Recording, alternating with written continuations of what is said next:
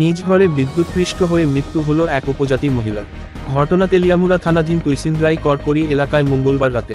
মৃত মহিলার নাম পূর্ণবালা দেববর্মা, বয়স 50 বছর। এ বিষয়ে মৃত মহিলার পরিবার সূত্রে জানা গেছে, মঙ্গলবার রাতে নিজ ঘরে কাজ করতে গিয়ে তুইসিন্দ্রাই করকরি এলাকার বাসিন্দা মহিলা পূর্ণবালা কোনো একভাবে ঘরে বিদ্যুৎপৃষ্ট হয়।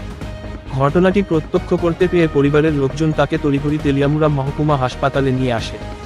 হাসপাতালে কর্তব্যরত চিকিৎসক ওই মহিলাকে পরীক্ষা করে মৃত বলে ঘোষণা করেন। আনুমানিক 8:50 নাগাদ পেশেন্ট পার্টি পেশেন্ট নিয়ে আসে।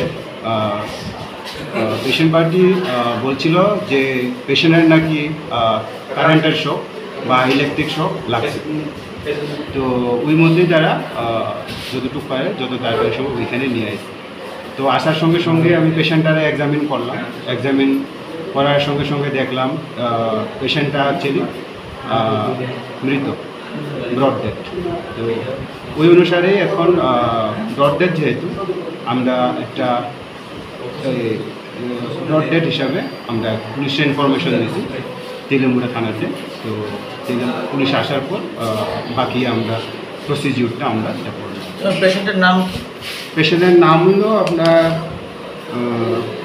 পূর্ণবালা দেববর্মা, বয়স 50 বছর, মহিলা। ওনার স্বামীর নাম হলো গিয়া ভারত দেববর্মা। স্যার কোন জায়গা থেকে আইসি স্যারটা?